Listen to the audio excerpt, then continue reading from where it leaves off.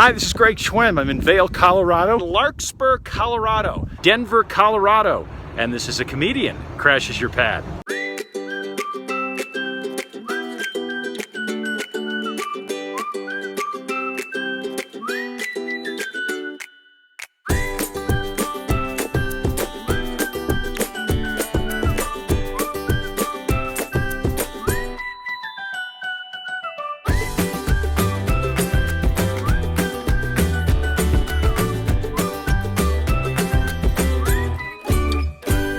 Colorado is one of those states where it doesn't seem to matter when you visit. Any hour, any day, any season. There's always something going on. A sporting event to cheer, an animal to greet you, and a never-ending supply of unique crash pads owned by equally unique individuals. Two people in the rental car line ahead of me asked where the closest pot shop was. That's right, they asked the rental car agent. One was about 25, one was about 65. Colorado, I hope you know what you're doing. The whole state smells like Snoop Dogg. Okay? If you don't know how to navigate a roundabout, do not drive in Vail. Those guys that stopped at the pot shop, I have no idea where they are now. Okay, almost there.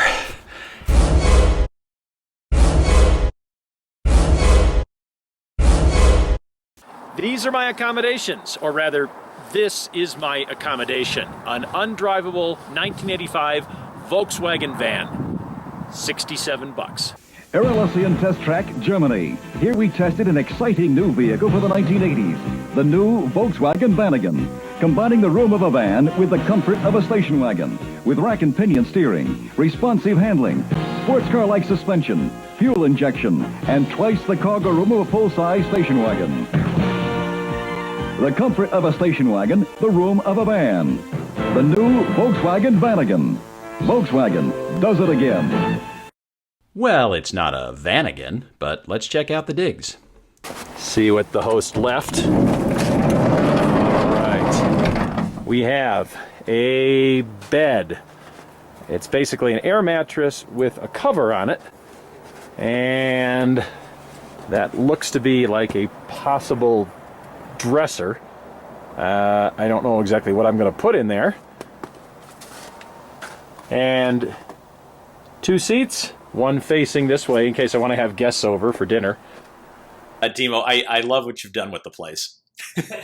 It's pretty nice in there. Okay, I could have afforded a hotel, but I wanted to stay in the van just to experience what some people who may not have the money in this pricey town for accommodations and are saving their money because it needs to be spent on something else.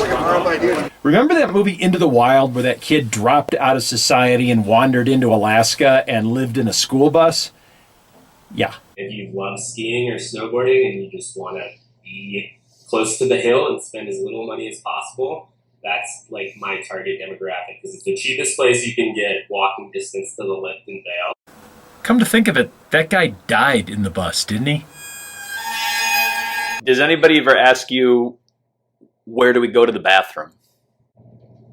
Actually, no. I mean, I think, so we call it the green room.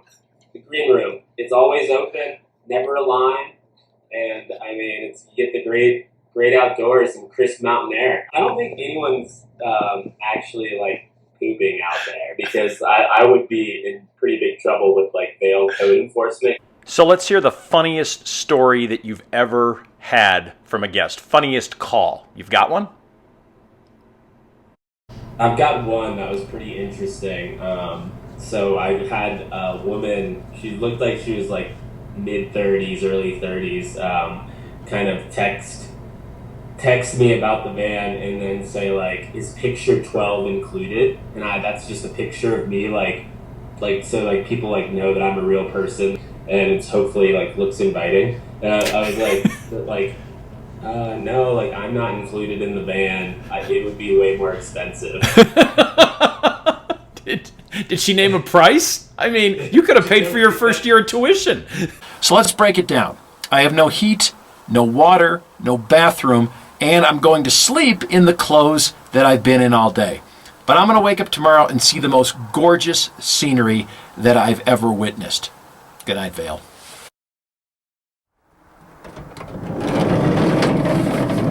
Screw the scenery. I really gotta go. And go I did. Or should I say I went. Yeah, I went back to Colorado 6 months later. This time, settling in Larkspur, about 45 minutes outside of Denver, where I stayed in an open-air tent owned by a very open-air type of a couple. This is where I was told to meet my hosts, and oh, okay. Hi, how you doing? Hello, how are you? I'm Greg. I'm Dwight. Dwight, and I'm Suzanne. Suzanne, how you doing? Good. Thanks so much for having me. We have dairy cows and dairy goats and beef cows and chickens and kids. Kids. Honeybees. Don't forget the kids. All right, kids are right between chickens and honeybees. Yeah. How many kids do you have? We have 5 children. There's a post office up here which closed down in 1952. The way you talk, it almost sounds like we've regressed here instead of progressed, you know? We had a general store and we had a post office, and that's all gone now. Yeah, but and you're that's here. We're here. Nothing but agriculture can be done on the land. We rely on Walmart. Now that is progress. I take back everything I said. I think a cowboy's a little more wild. Is that true, Dwight? Mamas, don't let your babies grow up to be cowboys. I wake up the farm, he puts it to bed. About 4 hours in the morning of chores. And then I love how you still call it chores out Yeah. here. You know, I think when you're on a ranch, you always associate the word ranch with the word chores. Chores. If I They're ever said to my never kids, go do your chores, they would look at me and go, Dad, you are so weird. we always milk the goats by hand. The cows we milk by machine because it would take about 25 minutes to milk out a cow. We've been drinking raw milk for hundreds, thousands of years. And it's what's on your table every night? Yes. Wonder if I could get any. Well, now that you're an official shareholder, here you go. That's good. I'm so sorry, Juliet. I took so much from you. The least I can do is try and give some back. Now we have 5 more. All right, keep going. Here is my transportation. Dwight, what is this? This is a 1932 M37 military pickup. Did someone shoot at you? Just plow right through this, right, Dwight? We could. It is an army vehicle. I did tell you I gave up a night at the Four Seasons to see. Dude, we're taking it. Oh, you gotta be kidding. Oh, there you go. Now we're good. I'm glad there's top-notch security here. This is actually the very north fence line of our north pasture.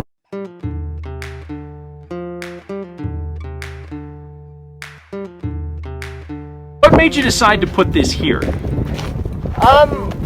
Couple reasons, because the sunset is beautiful looking out this way. You can look out on the foothills and the cows out there. So this is sort of like turn-down service right here. Right, exactly. Sleeps too? Sleeps too. And any snakes that come in? And any snakes, they won't come in.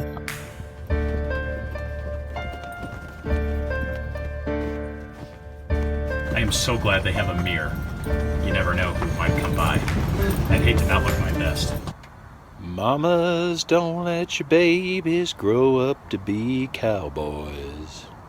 All in all, not a bad way to end the day. Good night, Larkspur. Good night, Colorado. Well, I couldn't exactly neglect the Mile High City itself. So, 2 weeks later, I was back, this time staying in Denver, but not at the pricey hotel where I was performing. Instead, I opted for one of the city's eclectic neighborhoods, where I got to brush up on my art appreciation. I'm staying in the Low-High neighborhood. That stands for Lower Highlands, as opposed to low plus the current state of a portion of Colorado residents. Everybody in Denver is really high, but really healthy, and I don't know how they pulled that off. Actually, a guy came up to me after a show. He took offense to that joke. He said, "Hey, I have lived in Denver all my life. We are not all healthy." My host is a professional artist, so I am not only crashing his pad, I am also crashing his studio. I hope he's not a starving artist, because I'm kind of hungry.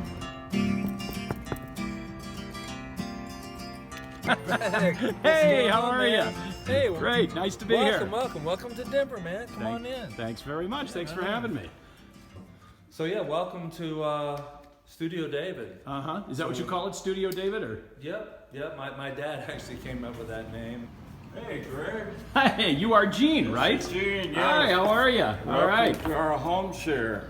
Thank you very much. Come on in. Thank you so much. Thanks for having me. I've already seen the art portion of the home share, but you're going to show me the home share portion. I'll be glad to do that. Now, what is your role here, Gene? Well, just to kind of help be hospitality and help show you around and keep you comfortable.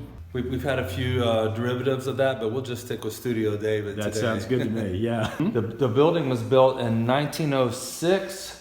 And then the owners totally modernized the whole thing. This is David's suite. I'm staying in David's suite? Right. Oh, wow. That's impressive. And Okay. here's your room here where the antique brass bed. Antique brass bed. Tell me about the bed. It's a very nice, comfortable bed. How old is it? Okay. And I just love it because I actually, here, check this out right here. So I just got finished pouring this little piece here. This is for the world famous Marco Pelusi. Most of these episodes don't require me to crawl under a sheet of plastic. What's really cool about this piece is 3 generations of Breitling watches. My grandfathers were from the railroad, so I have a series that I do that. It's called Wade and Archie, all about trains. Because we're just train people. You know what I love about this thing is this is my grandfather's retirement letter, and in here it says he wasn't late for 20 years and never missed a day of work. Well, this is about last fall.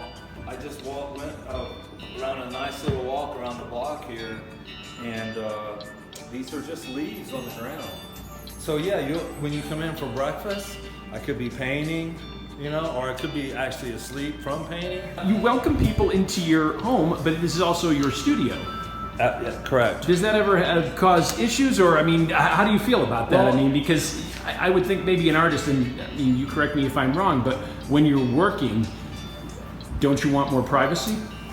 That's yes and no, but I'm really open about what I do, and I love connecting with people. It sounds to me like you really want to share your skill with other people, whether they're staying here as part of home sharing, or just people who come in off the street. And I learn so much from people from different countries that come in and to work with me, to stay with me, and learning that we're all different, but we all still have a common thread, Art is about making something and being able to share it with others, I think that's a really important thing. Do people specifically seek out your property just because they are fans of art? I would say the answer to your question is probably about 20%. About 20%. Okay. What kind of an artist would you consider yourself? A damn good artist. I like that. Where are we going? Let's go for a ride downtown, man. Downtown. Yeah, let's go check out our brewery or something. Good to me. And downtown we went, to a city where you can spend a lot of money on food and entertainment, or just gaze up at the heavens. That's always free.